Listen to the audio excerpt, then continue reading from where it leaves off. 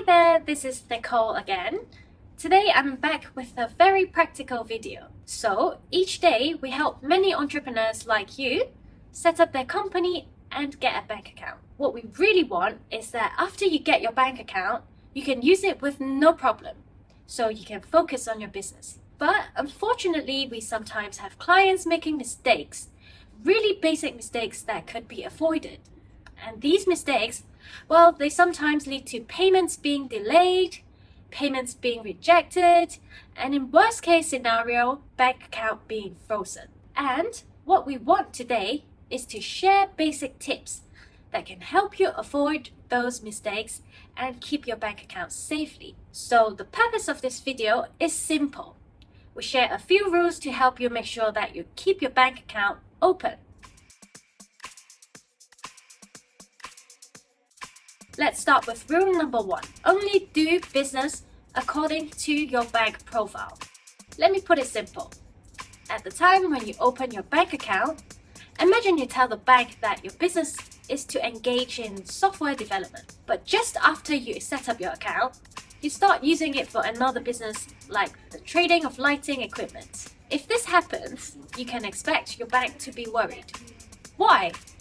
Because they onboarded you based on a certain business profile, and then suddenly you appear to conduct a different kind of business. Of course, your business is your business, and you're free to do any business you want with your company. But if you suddenly change your main business, or if you have an important transaction that does not match your initial business profile, this may get you in trouble with your bank. So, the tip here is to avoid making or receiving payments for a business activity that's different from the one you declared to the bank. And if you do so, at least be careful and contact your bank to explain before you do. Rule number 2, do not make or receive payments from non-business relationships. What I'm talking about here is the example of a company that just opens its bank account and start making payments to someone that has no direct business relationship with that company. Like some time ago, we had a client who opened his company bank account and the next day received a payment from a friend. The bank asked about this payment, and our client explained that the friend was repaying some money that he borrowed from the company shareholder.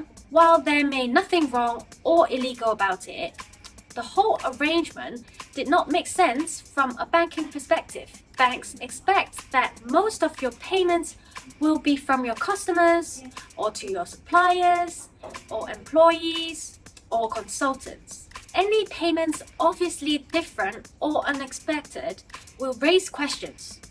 And questions means suspicions and means time wasted for you.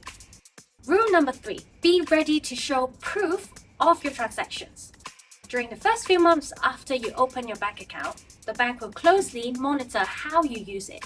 It will do so to make sure that you're running business in the same manner as described when you apply to open your account. I know it can be troublesome, but it is important that you are always ready to share with the bank any documents that they may request about your payments. It is unpleasant, but you should understand that banks have their own legal obligation to do this.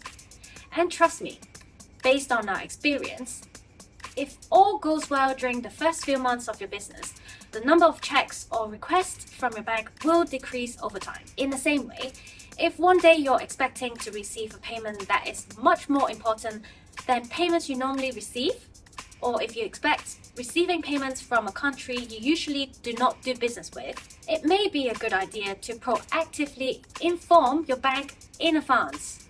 This will avoid delay at the time when the payment is processed. Let's take a practical example. Say you normally receive 100 on your account each month, and suddenly there is a month when you receive 10 times more in one single transaction. Be sure that the bank will ask, and it is better that you can explain and document it. Another practical example, say you normally trade products between China and Europe, and suddenly one day you start receiving payments from Latin America. It may be trouble, but believe me, informing your bank, especially if this is a big payment, will reduce your troubles. Rule number 4, do not lend your account. What I mean here is that it is never a good idea to help a friend doing a one-shot or several transactions through your company account. Why? Well, because this type of transaction will certainly be different from your bank profile and may lead in breach of rule number 1, which was only do business according to your bank profile. Rule number 5, don't mess up with your local collection account. This one is a little more advanced, but let me explain. Nowadays, many banks or fintechs give you access to local collection accounts through which you can collect payments in local currency. So imagine that you have a Hong Kong company with an account at Airwallex in Hong Kong, and because you receive many payments from Europe, you open a local Euro account with them. Well, you need to remember that this local Euro collection account can only receive Euro. And if you receive another currency on this account, such as USD, the payment will be rejected. And then you will have to contact the bank and your clients and waste a lot of time. So, long story short, if you're using local collection accounts, make sure that you're sticking to the relevant currency. Rule number 6, and this is the last one for today. Inform your bank in case there is a big change at your company. Every now and then, your bank will monitor the public filings of your company, and it is never a good thing that your bank finds out there was a big change that you forgot to report.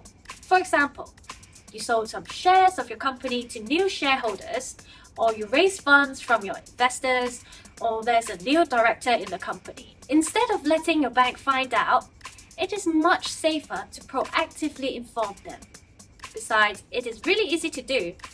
Nowadays, most changes regarding your company can directly be reported on your bank's online dashboard. Alright, I'll stop here for now. If you have faced problems with your bank account in the past or want to share additional tips, please do so in the comments below. Till next time, stay tuned!